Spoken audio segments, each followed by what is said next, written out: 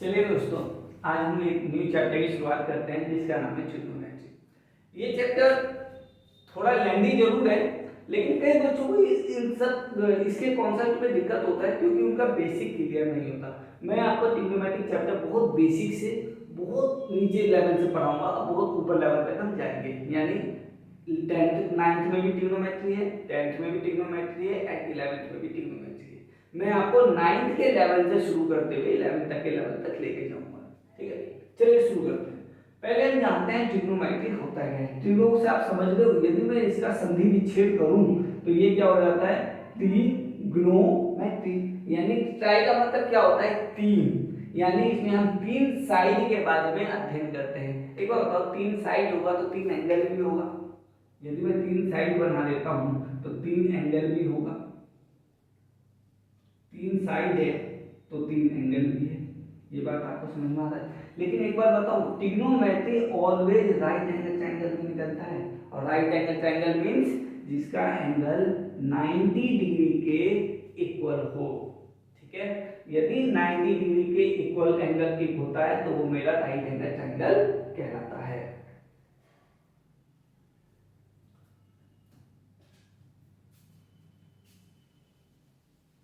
ये बात आपको समझ में आया कि ट्रिग्नोमेट्री हम ऑलवेज 90 डिग्री के एंगल पे ही निकालते हैं। तो ट्रिग्नोमेट्री होता क्या है, देखो ये क्लास इंग्लिश मीडियम और हिंदी मीडियम दोनों के लिए है, तो मैं बाइलिंगुअल लैंग्वेज का यूज करूंगा। यानी मैं हिंदी भी यूज करूंगा और मैं बीच बीच में इंग्लिश भी यूज करूंगा। तो ट्रिग्नोमेट्री मैं दोनों भाषाओं में इसकी डेफिनेशन लिख देता हूं। ट्रिग्नोमेट्री इज द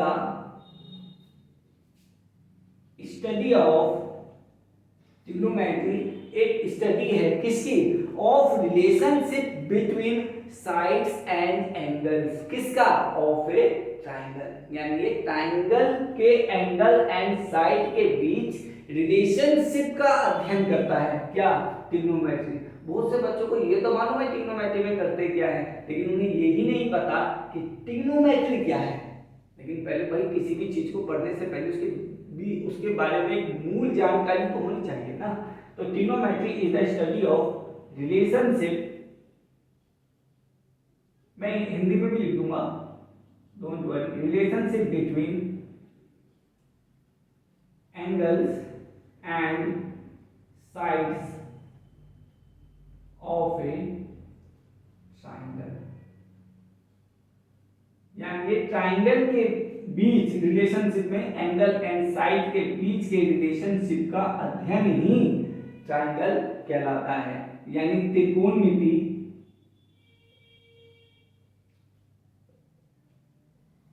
गणित की वह शाखा है,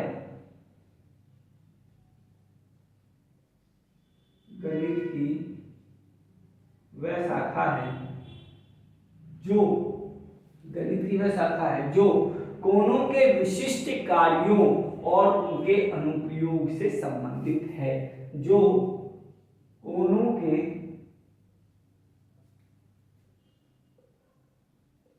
विशिष्ट कार्यों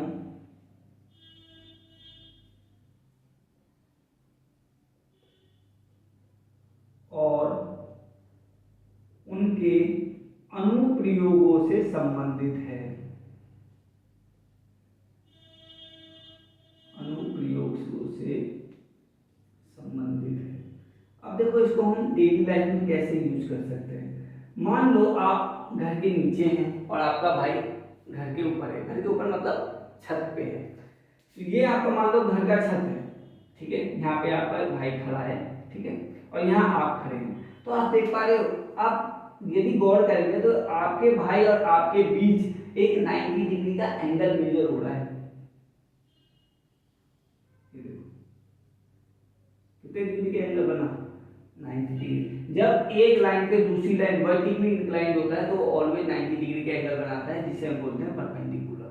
ठीक है, तो परपेंडिकुलर यदि किसी लाइन पे आता है तो वो ऑलवेज 90 डिग्री का एंगल ही बनाता है। तो ये देखो कुछ ट्रायंगल सा बन रहा है। ठीक है, हम इस ट्रायंगल की हेल्प से, यदि आपको दो साइड गिवन है, यदि आपको दो साइड गिवन है, जैसे ये साइड मैंने आपको 5 दे दिया कि ये 5 मीटर की ऊपर छत है और आपके बीच यहाँ पे आप है, आप है और आपसे आपके घर की डिस्टेंस 4 मीटर है, 4 मीटर या मान लो 3 मीटर है, तो आपसे पूछा जा सकता है आपके और आपके भाई के बीच का डिस्टेंस बताओ क्या है। तो आप ट्रिग्नोमेट्रिक हेल्प से, यानी ट्रिग्नोमेट्री में एक कॉन्सेप्ट होता है हाइपोटेन्यूज थ्योरम, उसकी हेल्प से आप इजीली बता सकते हैं। कैसे? हाइपोटेन्यूज थ्योरम देखो कहता क्या है, हाइपोटेन्यूज थ्योरम ये आपसे कहता है, एक तो बड़ा वाला जो तिरछा साइड होता है ना, बिल्कुल जो लेटर साइड होता है, लेटर साइड मतलब तिरछा साइड, उसे हम बोलते हैं हाइपोटेन्यूज, ठीक है। जो सबसे बड़ी लेंथ होती है दोनों लेंथों से, ठीक है। और जो परपेंडिकुलर यानी वर्टिकली इंक्लाइंड होता है, यानी खड़ा होता है, उसे हम बोल देते हैं परपेंडिकुलर। परपेंडिकुलर मतलब हिंदी में बोलते हैं लंब, और हाइपोटेन्यूज को हिंदी में बोला जाता है कर्ण। और सरफेस, सरफेस का मतलब बेस, बेस का मतलब आधार, इसे इंग्लिश में बोलते हैं हम बेस, ठीक है। यदि आपसे हाइपोटेन्यूज पूछता है कि आपके और आपके भाई के बीच की लेंथ बताओ, तो आप बहुत इजीली निकाल सकते हैं बाय हाइपोटेन्यूज थ्योरम, जो क्या कहता है कि बड़ी वाली लेंथ का स्क्वायर, क्या ध्यान से याद रखना, बड़ी वाली लेंथ का स्क्वायर अदर दोनों साइड के स्क्वायर का सम होता है, यानी sum of the square of the other sides, यानी कौन सी साइड, यानी परपेंडिकुलर स्क्वायर प्लस में बेस स्क्वायर। समझ में आ रहा है आपको? जैसे यदि मैं बड़ी वाली साइड का स्क्वायर करूं, तो मुझे अगर दोनों साइड का स्क्वायर करके उन दोनों को यदि सम कर दूं, तो वो वैल्यू मुझे हाइपोटेन्यूज स्क्वायर यानी इस बड़ी वाली स्क्वायर, बड़ी वाली साइड का स्क्वायर मिल जाएगा। चलो सॉल्व करते हैं। जैसे मान लो यहाँ पे इजीली सॉल्व हो जाएगा, मैं यहाँ पे मैं 4 मीटर ले लेता हूँ, ठीक है। तो एच स्क्वायर इक्वल में 4 का स्क्वायर प्लस में 3 का स्क्वायर, एच स्क्वायर 4 का स्क्वायर कितना होता है 16, और 3 का स्क्वायर कितना होता है 19, और 16 और 9 कितना होता है 25, ठीक है। मीटर में लिया है तो ये 25 मीटर होगा, तो एच स्क्वायर की वैल्यू मुझे क्या मिल गई 25 मीटर। तो हाइपोटेन्यूज क्या हो जाएगा अंडर रूट में 25, क्योंकि स्क्वायर उधर जाएगा तो पावर 1/2 चल जाती है, और किसी भी वैल्यू की पावर 1/2 अंडर स्क्वायर रूट होता है, और अंडर रूट 25 की वैल्यू आप जानते हो 5 होता है, बिल्कुल यूनिट हमारा मीटर में है तो मीटर में, यानी आपसे और आपके भाई के बीच की लेंथ कितनी हो गई 5 मीटर। तो आपने तीनों के हेल्प से पाइथन की हाइपोटेन्यूज थ्योरम का यूज करके आपने एंगल के बारे में तीनों साइड का जानकारी लिया कि नहीं लिया बताएं। यदि आपसे आपके घर की लेंथ 3 मीटर दे दी है और आपके घर की हाइट 4 मीटर मिला, जिसे हम एल्टीट्यूड भी बोलते हैं, और एल्टीट्यूड मतलब ऊंचाई, हाइट, ठीक है, जो परपेंडिकुलर का वर्क करता है, और आपसे आपके भाई के बीच यानी तिरछी लाइन, ठीक है, जिसे हम हाइपोटेन्यूज भी बोलते हैं और हिंदी में बोलते हैं कर्व, तो उसके बीच की लेंथ आप इजीली फाइंड कर सकते हैं। ये बात आपको समझ में आया होगा। मैं आपसे एक बात कहना चाहता हूं, जैसे यदि मैं आपको समझा देता हूं ना, तो आप इसे एक कॉपी पे रफ कॉपी लेके बैठिए और मेरे समझाने के बाद आप उसे कॉपी पे नोट कर लीजिए, ठीक है। यदि आप मेरी इस बात को फॉलो करेंगे तो मैं गारंटी देता हूं, 100% गारंटी देता हूं कि आपको ट्रिगो से रिलेटेड डाउट आएगा ही नहीं। मैं आपको हर एक क्वेश्चन कराऊंगा, 9th का हर एक क्वेश्चन कराऊंगा, 10th का हर एक क्वेश्चन कराऊंगा जो आपके बुक में अवेलेबल है, और 11th का कराऊंगा, ठीक है। तो दिक्कत मत दीजिए, लेकिन हमें उस क्वेश्चन को करने से पहले हमें मूल कॉन्सेप्ट तो मालूम चलना चाहिए ना कि ट्रिग्नोमेट्री में करते क्या है, बेसिकली कैसे फंक्शन चेंज होता है, ठीक है। तो ट्रिग्नोमेट्री में बेसिकली ये चीज किया जाता है, कोणों के विशिष्ट कार्यों उनके अनुप्रयोगों से संबंधित है। तो देख लो, अनुप्रयोग, अनुप्रयोग मतलब क्या, एक्सपेरिमेंट, वही तो किया है, विशिष्ट कार्यों किया है ना वही। तो ये इंग्लिश में बोलते हैं trigonometry the study of relationship between angles and sides of triangle, triangle के एंगल एंड साइड के बीच के रिलेशनशिप का अध्ययन ही ट्रिग्नोमेट्री कहलाता है। आप ये पेपर में नोट कर लीजिए, बहुत जरूरी चीजें हैं। और हाँ, एक रिक्वेस्ट और है, मैं यदि यहाँ पे लिखूं और आपको समझाऊं, आप उस टाइम लिखेंगे नहीं, हाँ मैं आपको उसके बाद टाइम दूंगा, आप उसके बीच में आप नोट कर सकते हैं। आप जल्दी से नोट कर लीजिए, फिर मैं आपको ट्रिग्नोमेट्रिक फंक्शंस के बारे में बताऊंगा।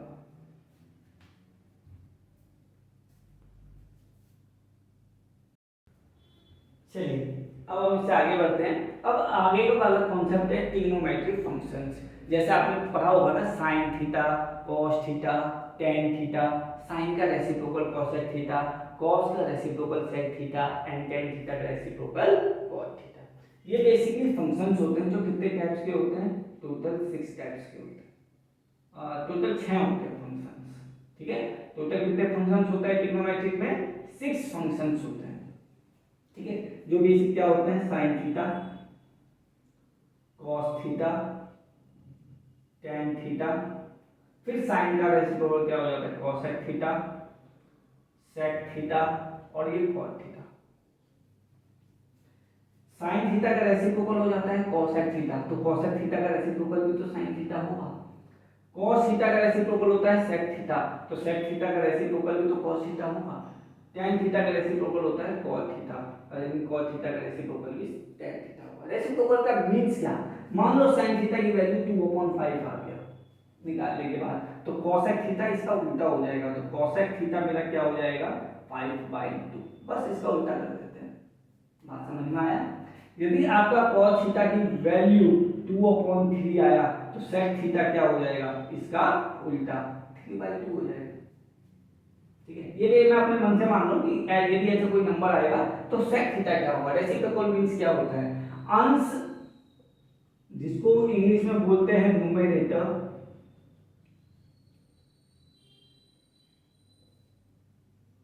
और हर को इंग्लिश में बोलते हैं डेनोमिनेटर। मल्टीप्लिकेटिव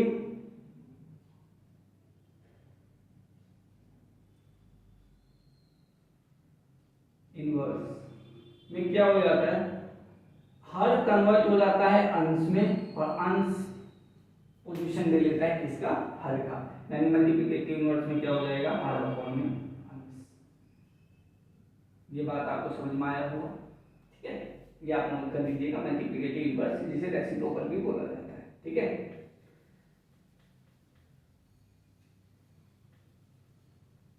चलिए, तो ये बात समझ में आया। tan थीटा का फंक्शन यदि मान लो 1/√3 आ गया, ठीक है, तो cos थीटा बराबर क्या हो जाएगा, √3/1, जिसको आप √3 भी लिख सकते हैं। ये बेसिकली आपको समझ में आया होगा। sin theta is the reciprocal of cosec theta, cos theta is the reciprocal of sec theta, tan theta is the reciprocal of cot theta. ये मैंने एरो के माध्यम से आपको बता दिया, आप ये नोट कर लीजिए बेसिकली, क्योंकि छोटी छोटी बातें आपके त्रिकोण के क्वेश्चंस को सॉल्व करने में बहुत हेल्प करेगा, बहुत, यकीन मानिए यही छोटी छोटी बातें आपको बहुत हेल्प करेगी। अब हम निकालेंगे कि sin थीटा में साइड साइड की बात कर रहे हैं ना, एंगल और साइड की बात कर रहे हैं, तो sin थीटा किन दो साइड का रेशियो होता है, ठीक है। sin theta, cos theta, tan theta, cosec theta, sec theta, cot theta, ये 6 फंक्शन है, तो इनका एंगल तो है, ये थीटा क्या है, ये एंगल को दिखा रहा है, तो साइड भी तो होगा भाई। जहां एंगल है, एक एंगल दो साइड से मिलकर बना होता है ना, जैसे ये देखो, ये एक एंगल है मेरा थीटा, तो ये एंगल किन दो साइड से तो जुड़ा हुआ है, एक साइड ये वाली और एक साइड ये वाली, तो ऐसे ही sin theta, cos theta, tan theta, cosec theta, sec theta, cot theta भी तो दो साइड से जुड़ा हुआ, तो वो दो साइड कौन सी है हम इसके बारे में लिखेंगे, लेकिन इससे पहले आप ये बेसिक चीज नोट कर लीजिए। sin theta is the reciprocal of cosec theta, cos theta is the reciprocal of sec theta, tan theta is the reciprocal of cot theta. Reciprocal सुन के घबराना मत, कुछ नहीं होता रेसिप्रोकल, बस यदि न्यूमरेटर और डिनोमिनेटर है यानी अंश और हर है, तो उसका पोजीशन उल्टा कर दीजिए, नीचे वाले वैल्यू को ऊपर ले गए, ऊपर वाली वैल्यू को नीचे ले गए, बस उतना ही रेसिप्रोकल होता है। आप ये नोट कर लीजिए जल्दी से।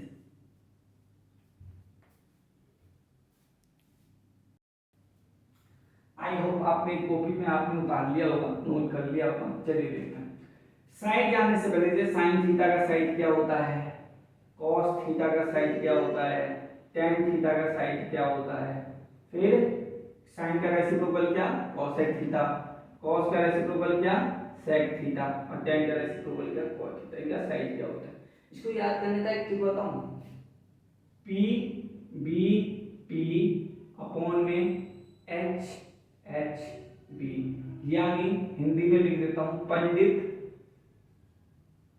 बद्री प्रसाद हर हर भोले, समझ में आया? पहला वाला क्या कौन सा एंगल आ रहा है, साइन थीटा आ रहा है ना, तो P अपॉन एच किसे डिफाइन करेगा, P अपॉन एच। जहां मैं यहाँ लिख देता हूँ P बराबर होता है परपेंडिकुलर, जिसको हिंदी में बोलते हैं लंब, ठीक है। H, H का मतलब क्या होता है, हाइपोटेनियस, हाइपोटेनियस जिसको बोलते हैं कर्व। और बेस, बी, बी का मतलब होता है बेस, बेस का मतलब क्या, आधार,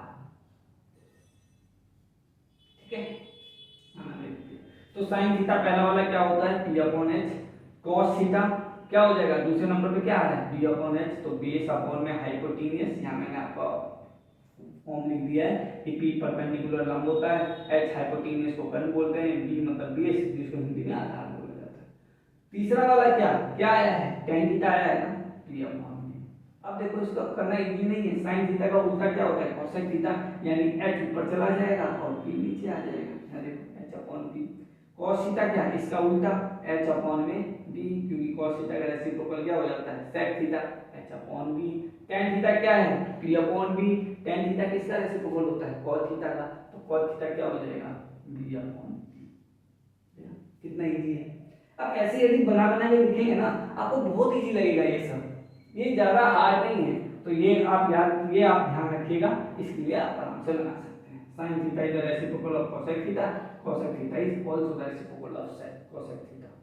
ये इसका रेसिप्रोकल, ये इसका रेसिप्रोकल, ये इसका रेसिप्रोकल, ये इसका, ये एक दूसरे के रेसिप्रोकल होते हैं, एक दूसरे के होते हैं। यदि मान लो cos थीटा बराबर b अपॉन p है और इससे मुझे tan थीटा निकालना हो, तो भाई cos थीटा भी तो रेसिप्रोकल है tan थीटा का, तो tan थीटा क्या हो जाएगा, p अपॉन b नहीं हो जाएगा क्या, देखो p अपॉन b।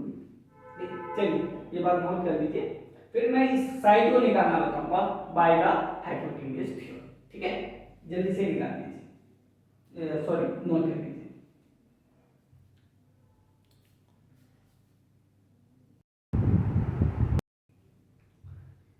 चलिए दोस्तों, अभी हमने ट्रिग्नोमेट्रिक फंक्शंस के बारे में पढ़ा था और ट्रिग्नोमेट्रिक फंक्शन के क्या क्या साइड होते हैं वो जानना था। अब हम निकालते हैं, जैसे मान लो ये राइट एंगल ट्रायंगल है, मान लो क्या राइट एंगल ट्रायंगल है, जब एक लाइन पे दूसरी लाइन परपेंडिकुलर इंक्लाइंड होती है तो वो ऑलवेज 90 डिग्री के एंगल बनाती है, और equal to 90 degree is called right angle triangle. मैंने साइड ले लिया ए बी सी, ठीक है। एक साइड मैंने आपको दे दिया 4 और दोनों में से कोई भी एक साइड दे दिया 4, तो हम ये वाली साइड कैसे फाइंड करेंगे, ठीक है। एक बात याद रखना, एक चीज बताना चाहता हूं, ये एंगल यहाँ पे दो है, एक तो फिक्स एंगल है, लेकिन क्या ये दोनों एंगल फिक्स है, कोई बता सकता है कि हाफ हाफ है, नहीं, ठीक है। तो ये वाला एंगल मैंने मान लिया ए, ये वाला एंगल हो गया मेरा सी, और ये वाला एंगल हो गया मेरा ए। एक बात गौर करना, यदि मैं एंगल सी से मेजर करूं तो इसके अपोजिट साइड ये वाला होगा, ठीक है। तो जहां यदि मैं साइन सी निकालता हूं तो उसके लिए परपेंडिकुलर का काम ये वाली लेंथ करेगी, ठीक है, इस वाले एंगल से। क्यों, यदि एंगल से सामने वाला साइड ही मेरा क्या कहलाता है, परपेंडिकुलर। यदि मैं इस एंगल से देखूं तो इसके अपोजिट साइड ये है, यानी सामने वाली साइड ये है, तो ये मेरा परपेंडिकुलर का काम करेगा। हाइपोटेन्यूज तो फिक्स है, यूलेटरल वाली साइड जो सबसे तिरछी होती है और सबसे लेंथी होती है, लंबी होती है, वही वाली साइड मेरी हाइपोटेन्यूज होती है। अदर दो साइड कौन सा परपेंडिकुलर होता है, कौन सा बेस होता है, वो हम मेजर करते हैं एंगल को देख के।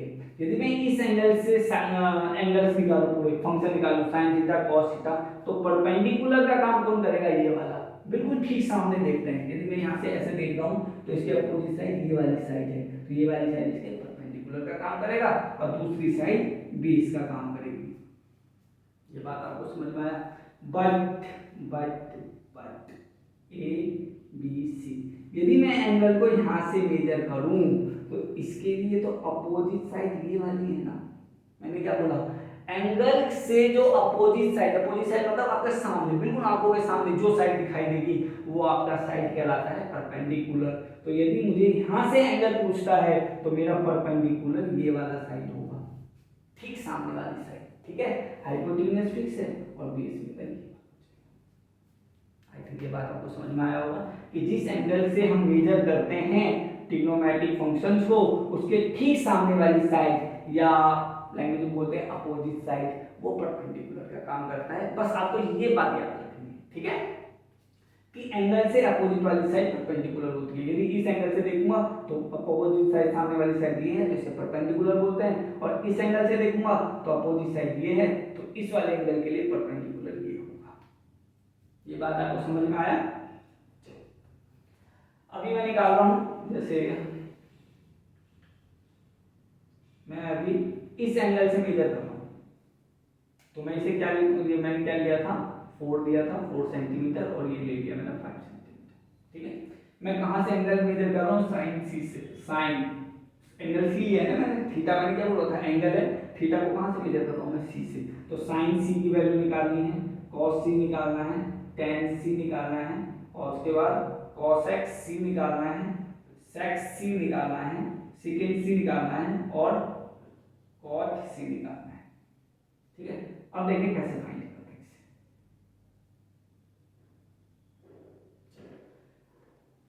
मैंने आपको साइड, ये 3 साइड दे दिया है तो भाई 2 साइड तो आपको गिवन है, लेकिन ये वाली साइड तो निकालनी पड़ेगी ना, जो इस एंगल से परपेंडिकुलर का काम कर रहा है, ये मेरा बेस का काम करेगा। तो तीसरी साइड निकालने के लिए हम क्या यूज करते हैं, hypotenuse theorem. By hypotenuse theorem क्या होता है, हाइपोटेनियस का स्क्वायर इक्वल में अदर दोनों साइड के स्क्वायर का सम। ठीक है, h क्या दे रखा है मुझे 5, तो 5 का स्क्वायर कितना हो जाएगा 25। p मुझे निकालना है, और b मेरा क्या है 4, तो यहाँ b का 4 यानी 4 का स्क्वायर कितना हो जाएगा 16, प्लस 16 इधर आएगा तो क्या हो जाएगा 25 minus 16 equal to p square. 25 minus 16 9 equal में p स्क्वायर, तो p की वैल्यू मुझे क्या मिल गई 3। हालांकि अंडर रूट में प्लस माइनस 3 आता है, लेकिन साइड कभी भी नेगेटिव नहीं आता, तो हम p को मेजर करते हैं प्लस का 3, यानी परपेंडिकुलर आपको क्या मिल गया 3 सेंटीमीटर। ठीक है, और आपको मैंने साइड का बताया था, कौन सा ट्रिक, पंडित बद्री प्रसाद हर हर भोले, ये मैंने आपको बताया था। पहला वाला किसको, 2 साइड किसको दिखाता है, साइन थीटा, दूसरा कॉस थीटा, तीसरा टेन थीटा, और इसके बाद तो इसका रेसिप्रोकल ही करना है। ये बात आपको समझ में आया होगा, आई होप आप कॉपी लेके बैठे होंगे, और मेरे नोट कराने के बाद, मेरे समझाने के बाद आप उस कॉपी पे नोट कर लीजिएगा। बहुत ईजी, आपको हार्ड नहीं पड़ेगा, मैं गारंटी देता हूँ कि आपको बहुत ईजी पड़ेगा। बस अब मैं जो कहता हूँ आप मेरी बात सुनिए, और मैं जो कहता हूँ मेरी बात आप मान के देखिए, एक बार भरोसा करके देखिए, मैं आपको ट्रिग्नोमेट्री से रिलेटेड सभी डाउट्स को क्लियर कर दूंगा, इतना मुझे भरोसा है। तो यदि मैं आप पे भरोसा कर सकता हूँ तो आप भी थोड़ा मुझ पर भरोसा दिखाइए। चलिए, साइन थीटा क्या होता है, p upon h, p upon में h, परपेंडिकुलर मेरा क्या है 3, हाइपोटेन्यूज मेरा क्या है 5, तो साइन c की वैल्यू क्या मिलेगी मुझे 3। क्या बोल रहा था, हर एक एंगल, हर एक ट्रिग्नोमेट्रिक फंक्शन का एंगल 2 साइड का रेशियो का इक्वल होता है। ये देखो साइन सी एंगल है, और ये 2 साइड के रेशियो के इक्वल है कि नहीं आया। ठीक है, अब यदि एंगल की जगह मैं कोई भी ले लूं, कि हम जानते हैं ट्रायंगल के तीनों एंगल का सम 180 होता है, और ये मान लो मेरा 30 डिग्री है, तो sin 30 डिग्री की वैल्यू 3 होता है, नहीं होता है मुझे मालूम है, 1/2 होता है, मैंने आपको बनाना बताया, मैं ऐसे जनरली बोल रहा हूं। ठीक है, cos c क्या होता है b अपॉन h। ठीक है, b मतलब क्या, आधार, और हाइपोटेन्यूज का मतलब क्या, कर्व। ठीक है, तो आधार मेरा क्या है 4, और कर्व मेरा क्या है 5, तो 4 अपॉन 5। टेन सी क्या, p अपॉन b, p मतलब क्या लंब, और b का मतलब क्या आधार, तो लंब की वैल्यू क्या मिली मुझे 3 सेंटीमीटर, और आधार मेरा क्या मिला 4 सेंटीमीटर। इसके बाद तो इसका रेसिप्रोकल करना है, साइन का रेसिप्रोकल क्या होता है cos है, तो ये क्या हो जाएगा 5 अपॉन 3, cos c क्या हो जाएगा 4 अपॉन 5, तो ये क्या हो जाएगा सेकेंड क्या हो जाएगा 5 अपॉन 4। टेन का उल्टा cos तो होता है, तो इसका उल्टा कर दो 4 अपॉन 3, देखो h upon p cosec, h upon b sec, और b अपॉन p। ये बात आपको समझ में आया। अब आपको मैं एक होमवर्क देता हूं कि आप इस एंगल से मेजर करके दिखाएं।